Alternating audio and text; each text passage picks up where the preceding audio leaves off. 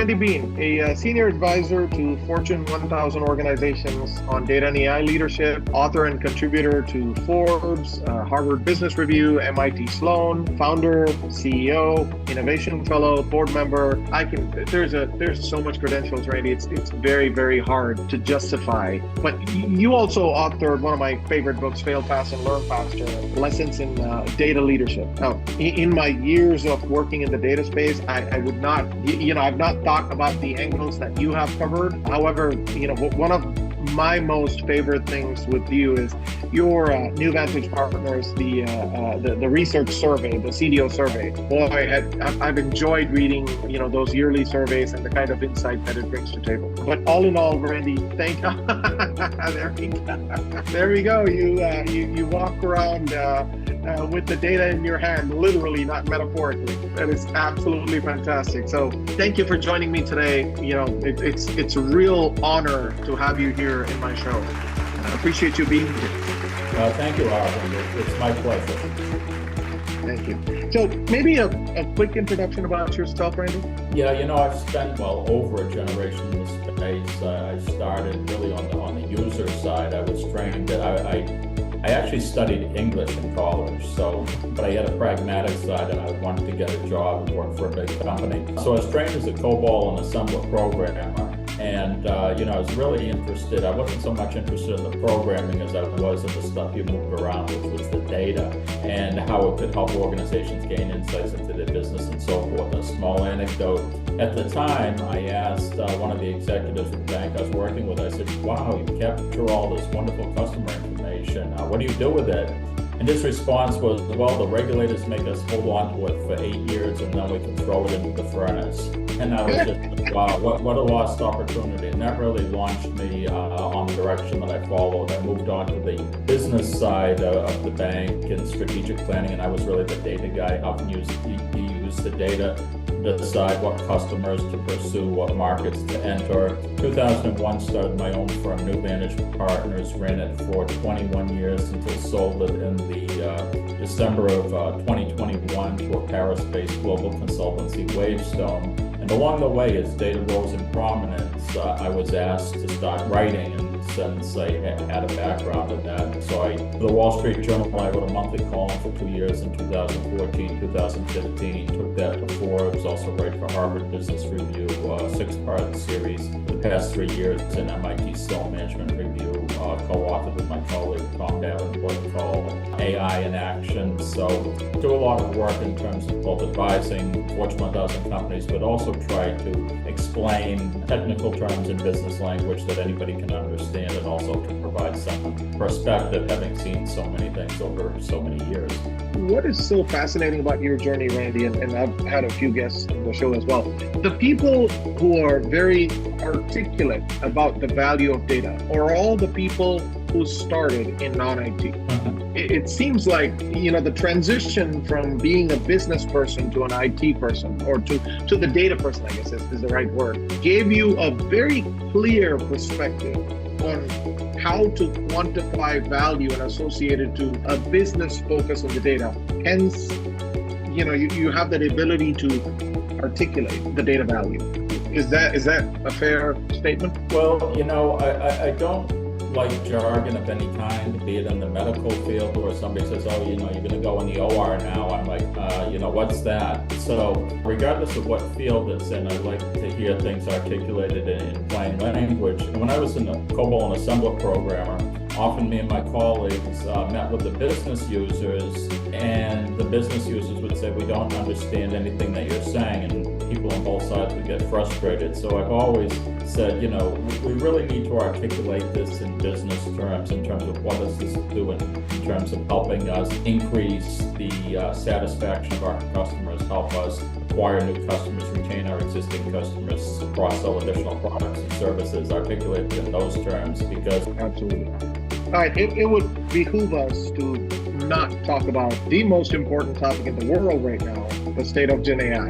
Yeah. So let's jump into that. I saw the annual results, and it was overwhelmingly in agreement, whether be it the budget side, be it the prioritization side. At least the C-suite you interviewed agreed to the fact that Gen AI is the most important thing to them right now to be competitive in this landscape. But can you maybe talk to us about the opportunities and the challenges that this brings to the table based on your discussions? Yeah, the biggest thing I'd say is this is fundamentally very new, especially when you look at things from kind of a historical perspective.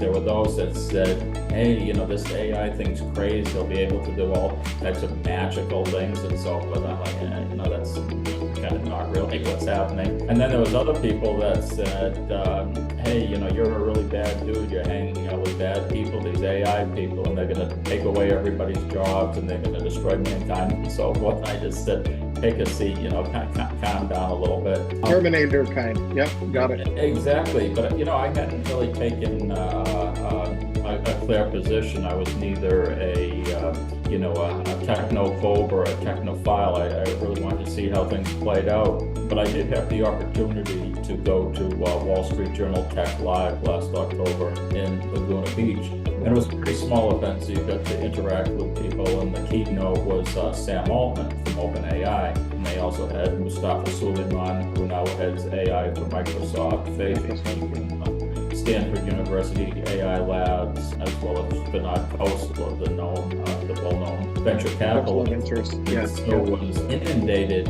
for several days about deep discussions about AI, and not just Gen AI, but really also about artificial general intelligence. This idea of computers being able to do any cognitive task better than a human being, and how quickly that would become available. So, what became abundantly clear to me was that, love it or hate it, AI was inevitable, and it was going to have consequences and change things in ways that we couldn't even really begin to anticipate. And so therefore it had to be looked at from the lens of any other major technological revolution. And if you're a Fortune 1000 company, only 10% of the Fortune 1000 are digitally native companies. The other 90% are legacy companies. And those legacy companies are competing against the other 90%. So you don't have to be the first in terms of adoption.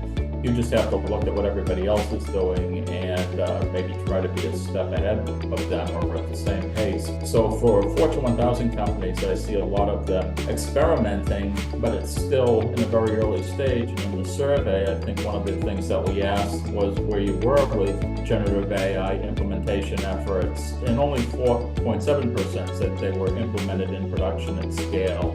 The rest sits, the vast majority, 60.4% said experimentation and testing stage, another 24.5% said implemented in limited production. So clearly for 85 to 90%, there's a lot of interest, a lot of talk, but progress is measured. And one of the reasons why is because of the potential risks as well, and the need to put in place those defensive safeguards and guardrails. Lately, I've been spending a lot of time paying attention to what's happening in the medical field. I attended a separate event last October, and there's some folks from Harvard Medical School, and they comment to the effect that in certain classes of disease, they were finding that using AI, they were getting better diagnosis than the actual doctors 90% of the time. And in terms of communication, they were actually saying when they communicated in Gen AI, they were seen as having greater compassion 80% of the time. So I think in fields like the medical field and a lot of the life sciences, there's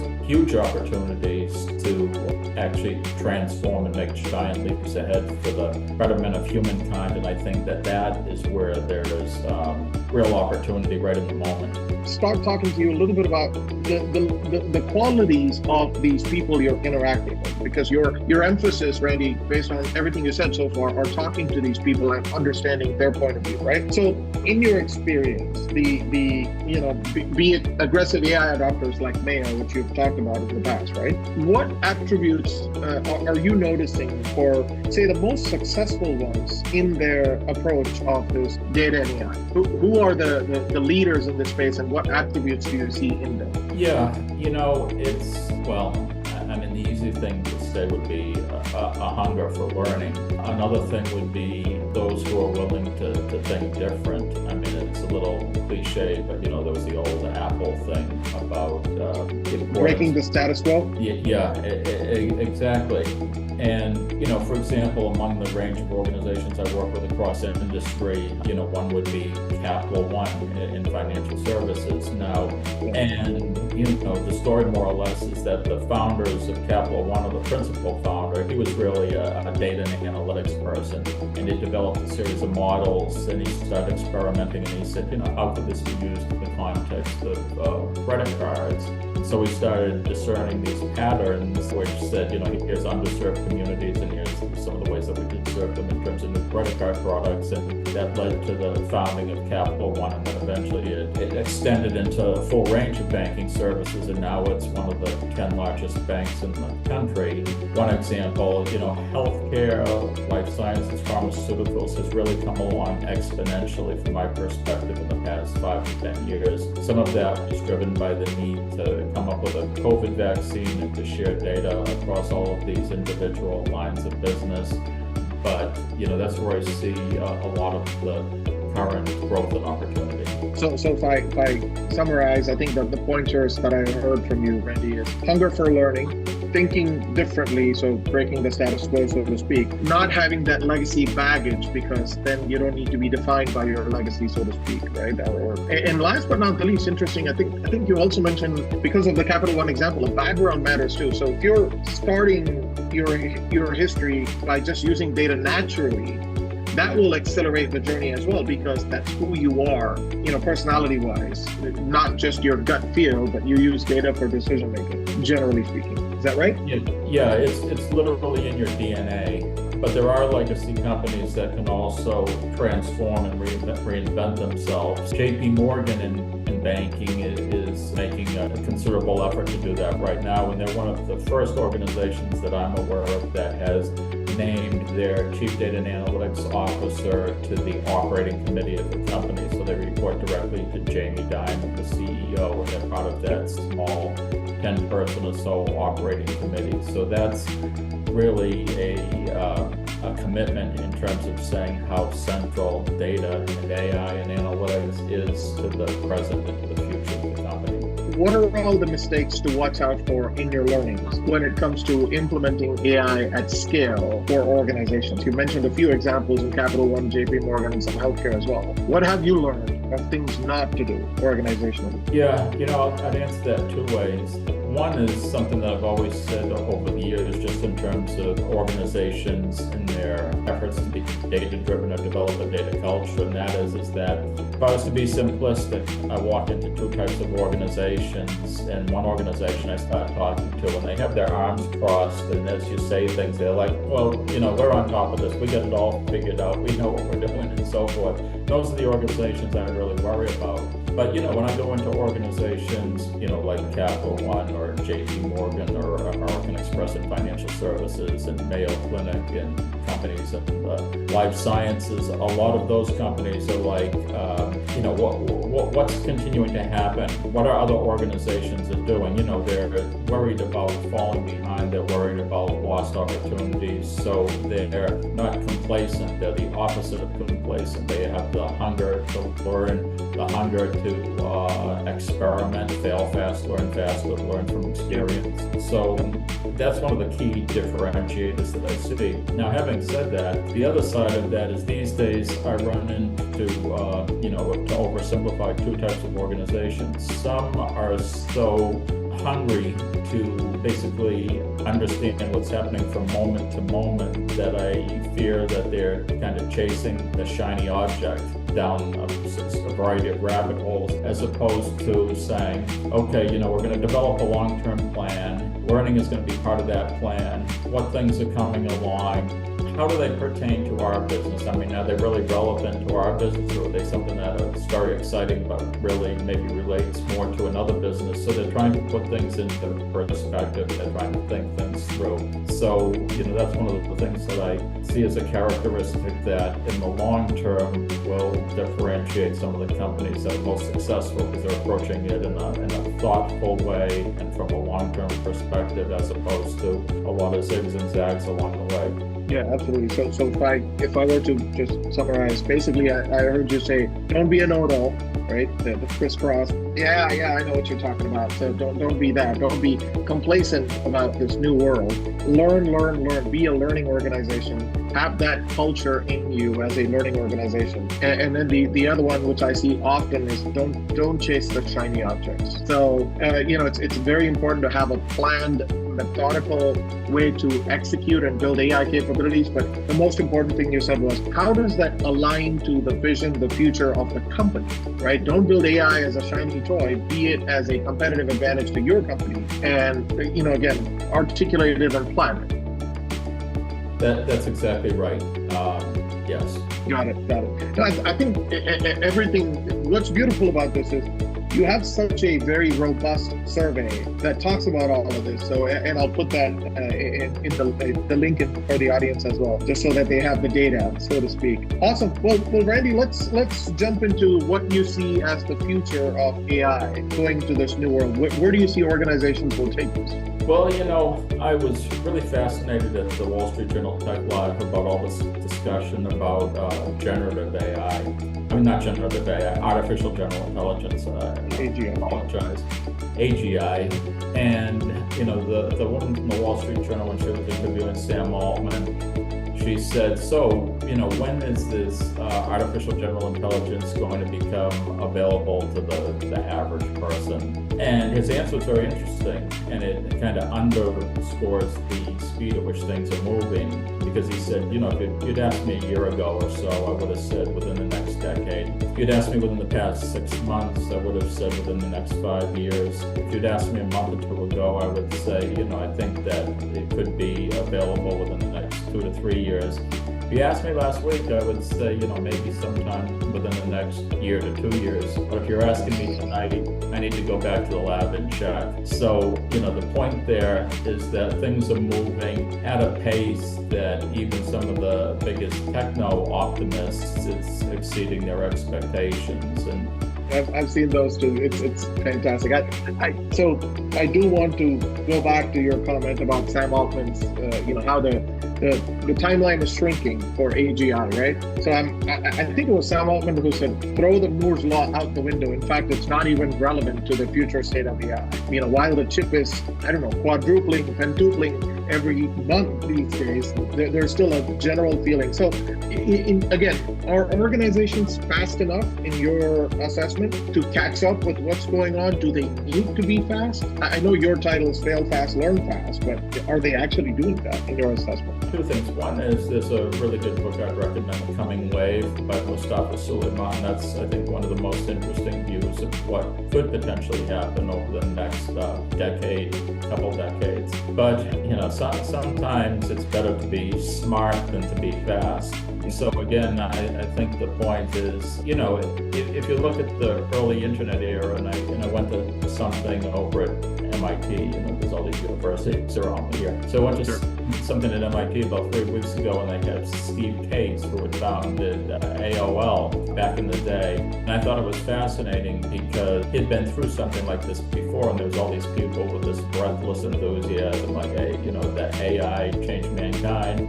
And he was very specific. He said, well, in 1990, whatever it was, 1995, 1996, and I can't even remember the names of all these things, but there was Mosaic and Netscape and blah, blah, blah, blah, blah. And he said, we weren't the first, we were like the fourth or fifth, with AOL. And, the others fell by the wayside, and we did well for a period of time, but then there was others that came, Google, etc., that ultimately won the game in the long run. So it's often not necessarily the first, it's It's those that have a long-term plan and are thinking about where they want to go in the long term. Because, in business, organizations don't change overnight. Transformation takes time. Organizations are resistant to change. People are resistant to change. When I started my career, there was a senior executive, C-executive that I worked with, and he said, Randy, you got to understand that nothing happens in less than a decade. And at the time, a decade seemed like an enormous amount of time, and I thought that was a very cynical attitude and so forth.